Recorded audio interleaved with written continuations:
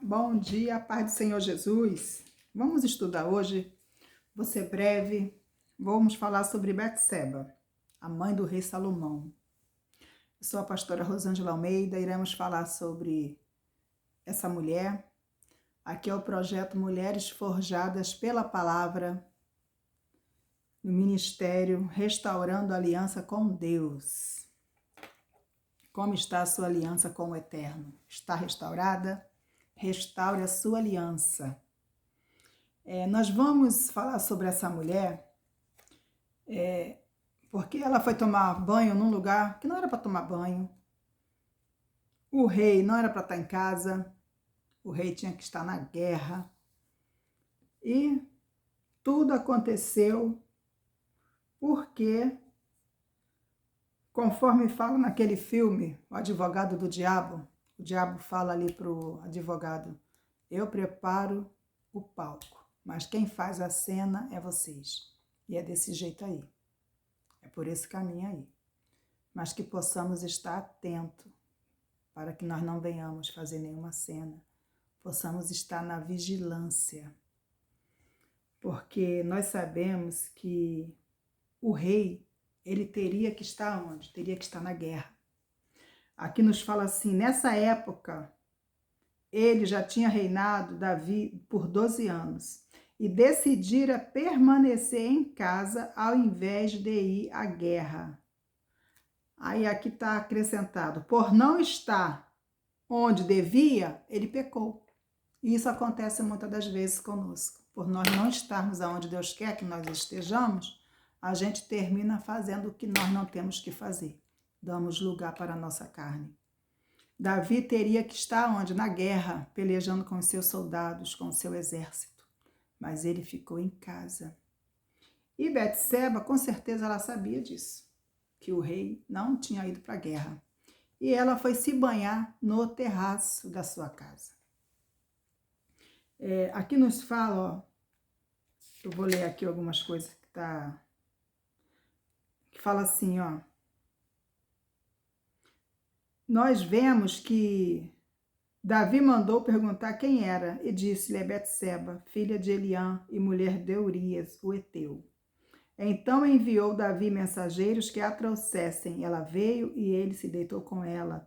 Tendo-se ela purificado da sua imundície, voltou para sua casa. A mulher concebeu e mandou dizer a Davi: estou grávida.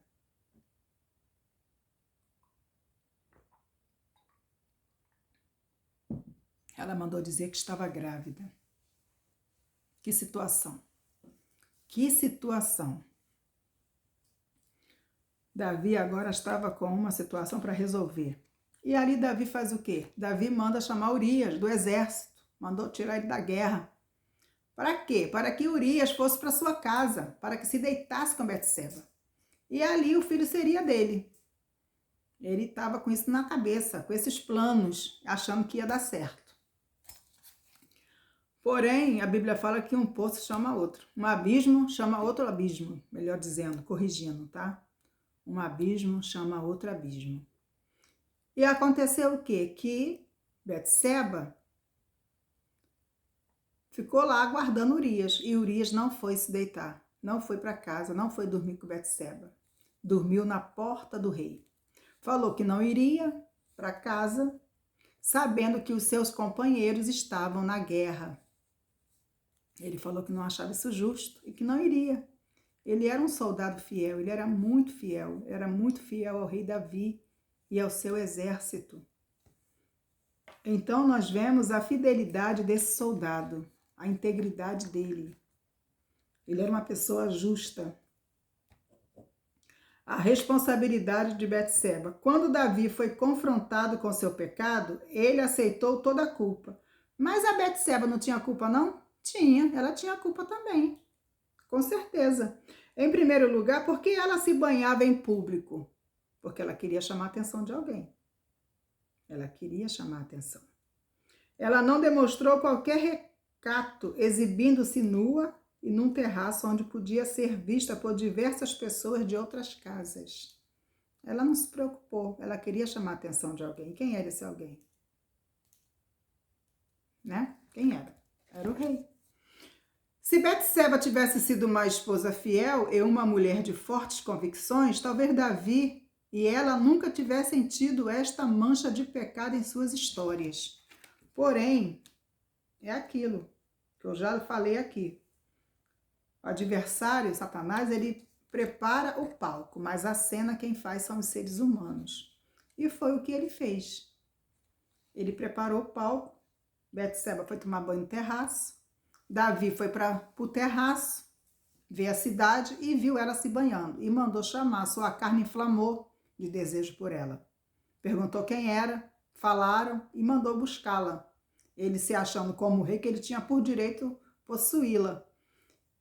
E teve as consequências.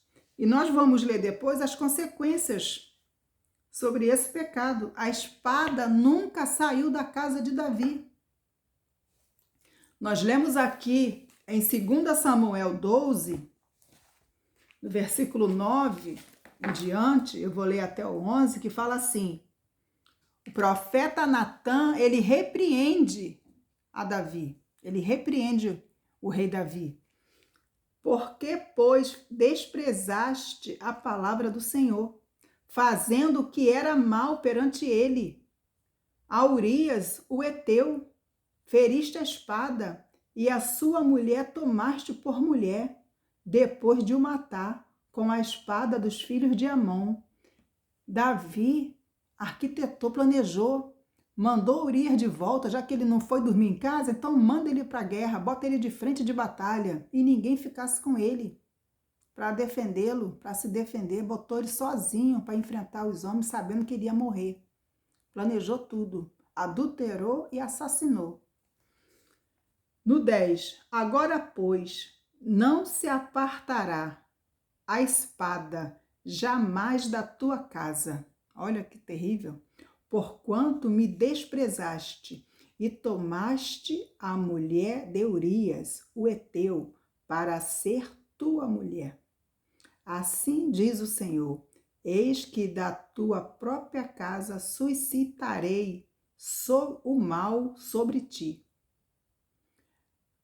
Aqui o Senhor fala no 10 que a espada não vai sair da casa dele.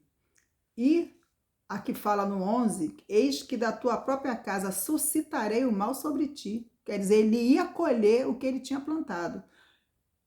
E tomarei tuas mulheres à tua própria vista, e as darei a teu próximo, que foi o filho dele, Absalão, a qual se deitará com elas, em plena luz deste sol. Está lá em 2 Samuel 16, versículo 22, quando Absalão, as pessoas armam, os homens armam uma tenda no terraço para que Absalão, está aqui no versículo 22, armaram, pois, para Absalão uma tenda no eirado, e ali, à vista de todo Israel, ele coabitou com as concubinas de seu pai. Olha aí o vexame, a vergonha, por conta do pecado. A filha de Davi foi violentada pelo próprio irmão, por Amon, foi um incesto, e só aconteceu coisas na casa dele. Absalão se levantou contra ele, se revoltou contra ele, queria tomar o trono. Ele teve que fugir de Absalão, sair de Jerusalém. Foi algo assim tenebroso, triste, terrível, por conta da consequência do pecado. Porque tudo que nós plantamos nesta vida, nós vamos colher, porque é a lei da semeadura. Não tem como eu colher maçã se eu plantei limões. Se eu plantei semente de limão, o carocinho do limão, vai nascer um pé de limão e eu vou colher limão. Então, por isso que nós temos que saber que semente nós estamos plantando. O que nós estamos semeando nessa vida? Porque tudo que nós formos semear, nós vamos colher. Não tem para onde correr, não tem. As pessoas hoje, elas plantaram a vida toda limão, depois quer colher mamão, quer colher maçã, quer colher banana. Não, vai colher limão, porque foram as escolhas. Foram as escolhas da pessoa. Não tem para onde fugir. A lei da semeadura está lá no livro de Gálatas, fala sobre isso. Tudo que é semeado na carne é colhido na carne. Então, nós vemos aqui que Urias, ele foi um soldado fiel, ele não se deitou. Nós vemos também, Davi praticou um ato de maldade após o outro. Primeiro ele cometeu adultério, depois ele assassinou. Foi o de assassinato para encobrir o pecado de adultério, porque ele não tinha cara de enfrentar Urias. Então ele mandou matar Urias dessa forma. Botou ele de frente de batalha. Porque ele sabia da fidelidade desse soldado. Olha que situação triste que Davi passou. Olha as consequências. Essa criança desse adultério morreu. O profeta Natan foi usado dizendo que ele ia morrer, que essa criança ia nascer, mas ia morrer. E aconteceu. Nasceu, mas morreu com 7 dias depois. Então, a consequência não tem para onde correr.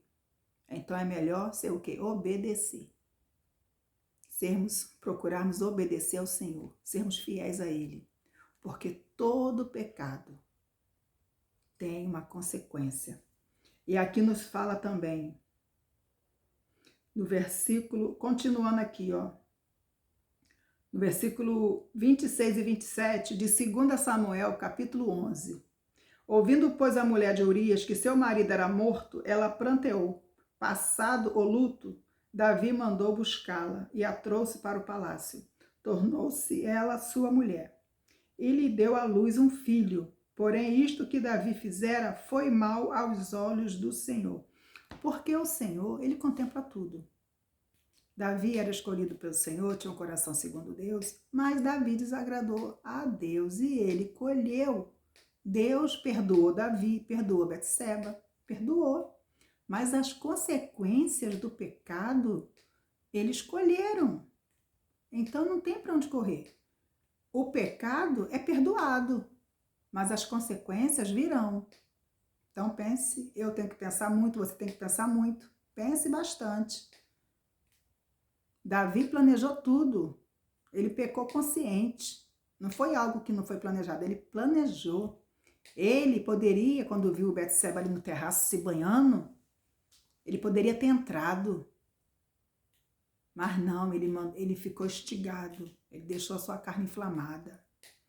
O desejo chamou ela, mandou buscá-la. Porque ele era o rei, ele não tinha esse direito, ela era casada. Mas ele não quis saber.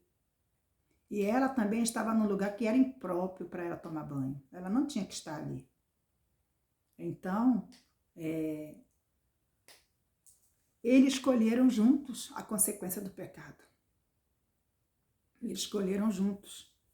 Porque todo pecado tem a sua consequência. Todo pecado. As pessoas querem plantar, mas não querem colher, mas vão colher. Tudo que se planta, se colhe. Eu plantei, eu não botei aqui no YouTube, mas eu coloquei no Face e no Instagram.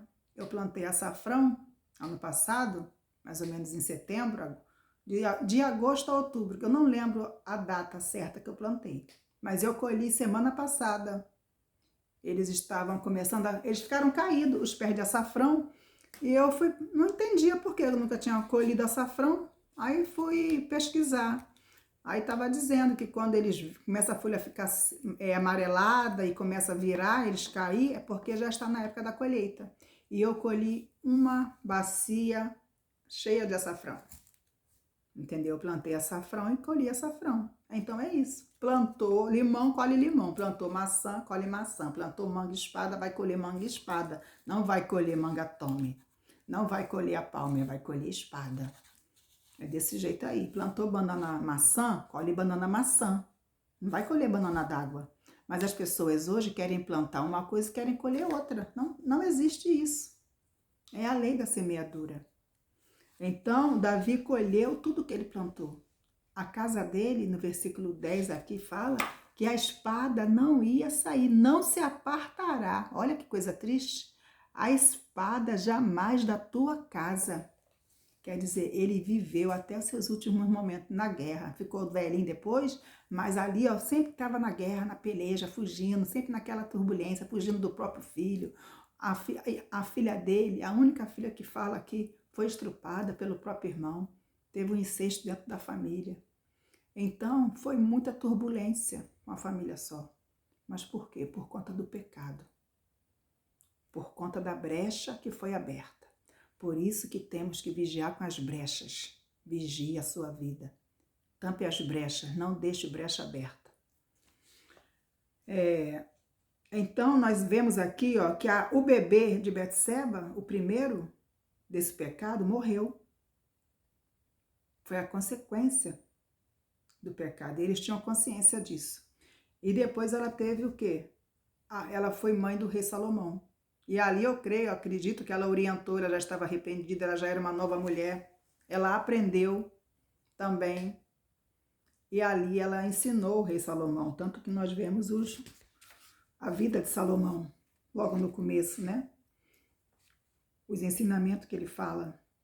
Deus perdoou a ambos, mas note como o nome dela é citado. Isso aqui eu achei muito interessante, porque na genealogia de Jesus, lá em Mateus capítulo 1, versículo 6, ela não é lembrada como a mulher de Davi, ela é lembrada como a mulher de Urias. Interessante isso, tá vendo? Ela é lembrada como a mulher de Urias, Betseba, a mulher de Urias. Para você ver. As mulheres, especialmente, aqui é outro ponto. O que acontece? Muitas das vezes nós cometemos, claro que nós cometemos erros, nós somos seres humanos, mas nós temos que ter o quê? Vigilância e vigiar, né? Para não estar cometendo erro direto. Nós temos que procurar fugir da aparência do mal. Fugir da aparência do mal. Por quê? Porque hoje em dia tem muitos lugares, muitas igrejas, muitas mulheres que são sedutoras. E elas gostam de ser sedutoras. Elas gostam de ser uma Betseba. Gostam de derrubar uma pessoa que está na posição, um ungido do Senhor. Elas são levantadas pelo inferno para isso, para derrubar mesmo. E muitas estão aí nas igrejas, nos altares, pregando, com as suas roupas sensuais, mostrando todas as curvas do seu corpo, mostrando detalhes, entendeu? Mas, o que acontece? Quem convida está cego também. Quem convida está cego, não tem visão. Não tem visão. Porque tem que ter. A mulher que sobe no altar, ela tem que ter postura nas suas vestes. Ela tem que ter postura. Ela tem que ser uma mulher posicionada em tudo. Então, tem mulheres que é uma verdadeira Betseba para derrubar. Mas que tanto as esposas como os homens também tem que ter vigilância. Tem que ter vigilância, tá? Porque eu já vi muita coisa, muita coisa nessa vida. Betseba aceitou o perdão de Deus. Aceitou, graças a Deus ela aceitou o perdão de Deus. Porque o que acontece? Muitas das vezes a pessoa comete um erro, Deus a perdoa, ela se arrepende, ela muda e ela se arrepende. Mas ela mesma não se perdoa. Então se perdoe. Não carregue um peso que não é mais seu, Deus já te perdoou. Porque nós não podemos ficar presa numa atitude, num ato que nós fizemos no passado. O passado já aconteceu, não pode ser mudado. Então eu não posso ficar presa em algo que já passou. Eu tenho que ressignificar aquilo, eu tenho que aprender uma lição com aquilo e viver o novo de Deus. Eu não posso ficar presa. Entendeu? Então vamos viver em novidade de vida. Vamos viver em novidade de vida. O que acontece? Às vezes é difícil crer e aceitar o perdão de Deus. E nos perdoar-nos. E a nós mesmos, porque muitas das vezes o Senhor já nos perdoou há muito tempo, mas a gente fica com aquela amargura. Por que eu fiz isso? Por que eu cometi isso? Se perdoe e viva o novo de Deus. Viva em novidade de vida. Viva em novidade de vida. Agindo dessa forma, hoje nos privamos de crescer espiritualmente, porque isso atrapalha o nosso crescimento espiritual e a nossa comunhão com Deus. Então, não se culpe mais. Não arruine a sua vida carregando esse fardo, porque Jesus já te perdoou. Viva em novidade de vida. Esqueça esse pecado, esse passado. Esse passado não pode ser mudado, mas você agora é uma nova criatura em Cristo Jesus. Então, viva em novidade de vida e peça graça. As consequências nós vamos colher os nossos pecados, mas vamos pedir graça a Deus e sabedoria para que nós venhamos viver em novidade de vida. Que essa palavra, que esse estudo possa ter falado com você. Davi, ele adulterou e depois ele foi homicida, porque ele colocou o homem na frente de batalha para morrer. Mas Deus cobrou dele. Deus falou que a espada não ia sair da casa dele, mas Davi, ele se arrependeu e ele se deixou viver em novidade de vida. Ele não desistiu, mesmo que ele tenha sido tão perseguido pelo filho, passou por tantas coisas dentro da sua casa, mas ele não voltou a esse erro mais. Ele não voltou. Ele pediu perdão e ele viveu em novidade de vida. Então, mesmo assim somos nós. Nós precisamos viver em novidade de vida e escolher sementes boas para plantarmos. Ver aquilo que nós vamos plantar, tá bom? Um beijo no coração de todos, que o Senhor te abençoe e te guarde. Curta esse vídeo, dê o seu like e compartilhe também essa palavra. Em nome de Jesus. Amém.